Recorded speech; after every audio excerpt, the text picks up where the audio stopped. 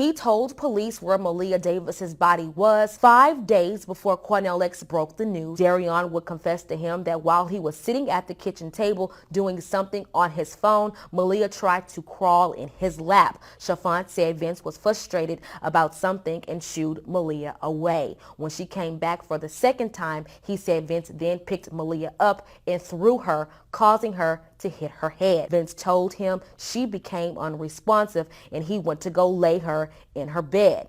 Vince continued to say when he came back, Maleah was still unresponsive. With tears in his eyes, Chiffon said if police would have acted on the information sooner, they would have found her before the lawnmower ran over her and the evidence would not have been compromised.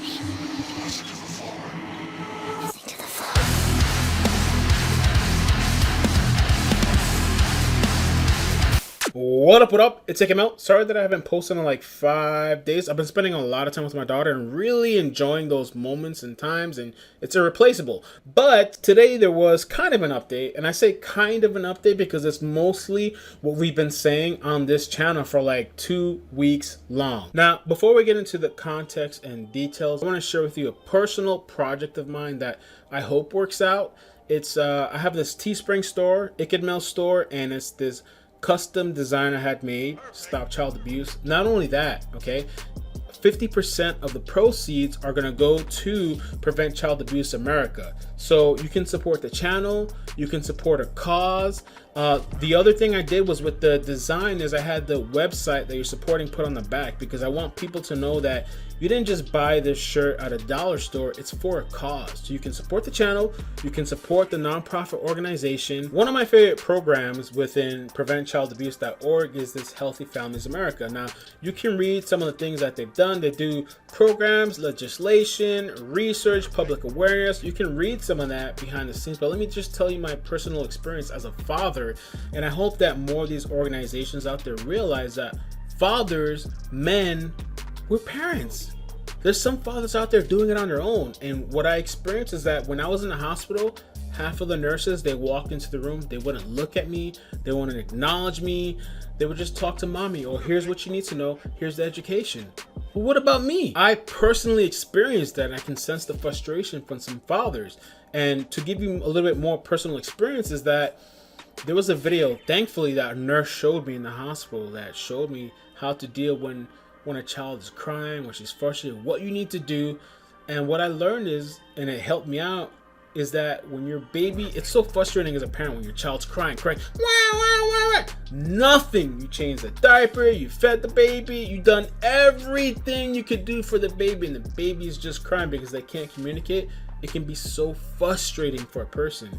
And what I learned is from that video is walk away. 2, 3, 5 minutes, walk away. For me personally, you put the baby down. You feel guilty putting your baby down. Put the baby down in a bassinet, in the playpen, or whatever you got, the crib, and walk away. And tell me it doesn't make a world of a difference when you come back and you just took a couple minutes to just relax and chill.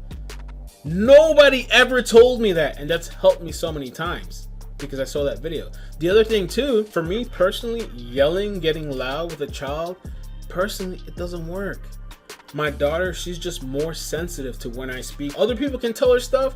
She'll give you the side eye. She'll look at you funny. She'll disrespect you, walk away.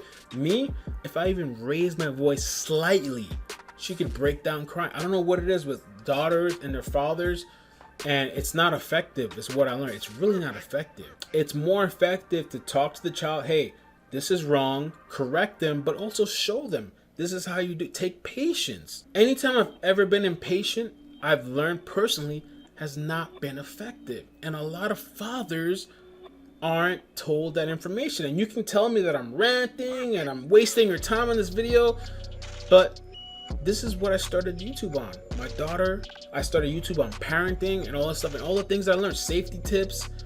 And it's really important. And half of society doesn't treat men like a parent. So let's get into the story. I'm sorry I went on a wild talk for a while, but first, they mentioned here in the article or the video that David Chalfant was in protective services also. David Chalfant, who was also being held at the Harris County Jail in protective custody. Now, a lot of people thought that was so crazy. How do you have access to a person? And I've told you guys behind the scenes, people have told me behind the scenes that it's not what you think. He's not in a basement locked up. He's just in a regular jail cell, but he's on lockdown for 23 hours a day. Now, the next part of this is some people were saying, well, there's no way that he got a confession because he gave him food. Well, if you were paying attention, and a lot of the reports that were posted was that Darian was not eating the regular food because he was paranoid about being poisoned, and he was being threatened. We've said this on so many videos, and now it's being reported on the news, and I guess I'm just crazy. Chalfant said he just minded his business and never called Vince any of those names. One day, while Vince had free time, he approached Chalfant's cell and asked him did he have anything to eat. Chalfant responded, yes, he did. From then, the two inmates began a rapport. When asked why did Vince feel comfortable enough to share these details with him, Chalfant said, since Vince stepped foot into the jail, people were calling him a baby killer and murderer, amongst other things. He had food, he had commissary, and from what I've seen in the documentaries, I mean, for us on the outside, if you never experienced that, which I never have, commissary is like so valuable. When you're in that situation in jail or prison, it is, go to Dominican Republic. I've been there so many times where you don't have power for a week or two, and then you have power and you're so grateful to come back to America. It's a completely different situation when you have your necessities removed. But some people found that it was so impossible. How could they communicate? Have you never seen those documentaries? Those people locked up, they have so many creative ways to communicate. Talking to each other in passing and communicating through notes. So this next part of the clip puts a bit of things into context, all right? Because one of the other videos I reported that Vince was saying that she had the flu. And if you saw that video, I said BS. Nobody's gonna buy that. And guess what? In this news article, when they spoke out to the inmate said the same thing. BS. So this is where another explanation came, which even that other explanation, I'm sorry. I don't know how you can throw a little girl into a bag and toss her on the side of the road because you did a mistake. No, I don't buy it. If that's what the defense is going for, I'm so sorry. And I'll say it again.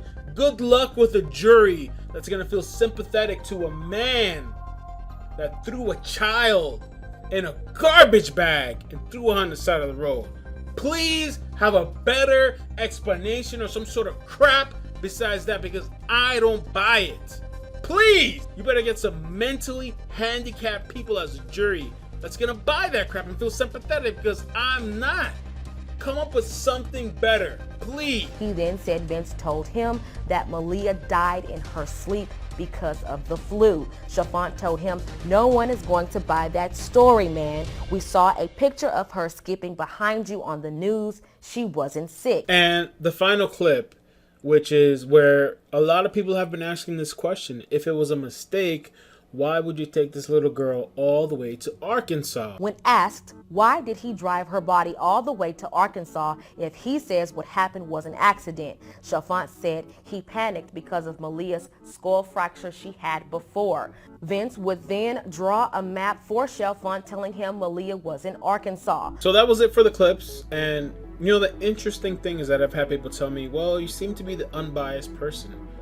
Somewhat I am sometimes, but to be honest, my biasness is towards those children. All right?